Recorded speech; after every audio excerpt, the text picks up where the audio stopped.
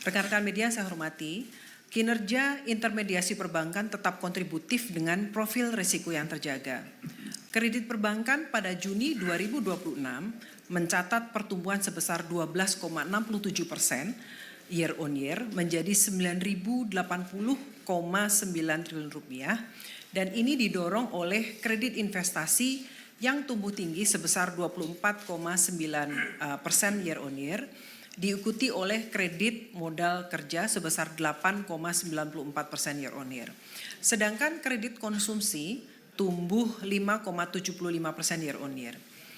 Sementara itu, kualitas kredit tetap terjaga dengan rasio non-performing loan atau NPL gross sebesar 2,09% dan NPL net sebesar 0,82%. Loan at risk atau LAR juga relatif stabil, tercatat sebesar 8,47%. Di sisi lain, DPK perbankan tercatat tumbuh sebesar 10,21% year on year menjadi 10.281,8 triliun rupiah dengan giro tabungan dan deposito ini masing-masing tumbuh sebesar 9,95% year on year, 8,25% year on year dan 12,16% year on year.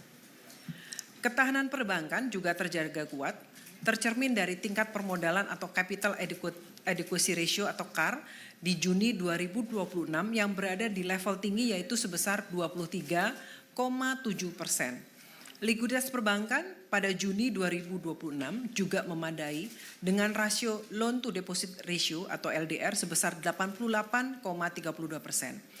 Alat likuid per non-core deposit atau AL per NCD dan alat likuid per DPK masing-masing tercatat sebesar 101,92% dan 23,08%, jauh di atas threshold masing-masing yaitu sebesar 50% dan 10%.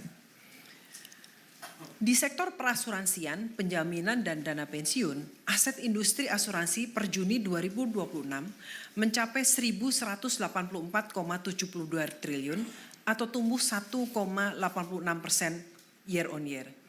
Secara umum, permodalan di industri asuransi komersial masih memadai dan solid dengan risk based capital atau RBC industri asuransi jiwa adalah sebesar 461,94%,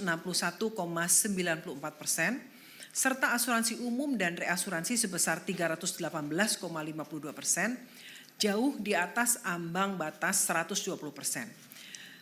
Sedangkan di sisi industri dana pensiun, total aset dana pensiun per Juni tahun ini mencapai 1.680,57 triliun rupiah atau tumbuh 6,47% year on year dengan aset dana pensiun program sukarela sebesar 407,33 triliun atau tumbuh 4,06% year on year.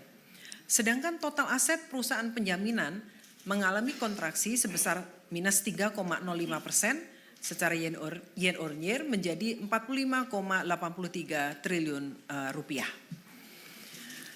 Pada sektor lembaga pembiayaan, perusahaan modal ventura dan lembaga keuangan mikro dan lembaga jasa keuangan lainnya, piutang pembiayaan perusahaan pembiayaan tumbuh sebesar 1,88% year on year pada Juni 2026 dengan nominal sebesar 511,26 triliun rupiah, didukung oleh pembiayaan modal kerja yang tumbuh sebesar 6,36% year on year.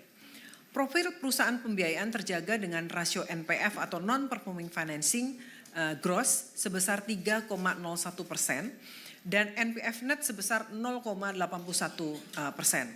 Gearing ratio perusahaan pembiayaan juga masih berada pada level yang memadai dan tercatat sebesar 2,12 kali, jauh di bawah batas maksimum 10 kali. Di industri pinjaman daring atau PINDAR, outstanding pembiayaan tumbuh 25,88% year on year dengan nominal 105,14 triliun rupiah dengan tingkat risiko kredit macet secara agregat atau TWP 90 terjaga pada level 4,26%. Rekan-rekan media yang saya hormati, sampai dengan Juni tahun ini ada 1.272 aset kripto yang dapat diperdagangkan.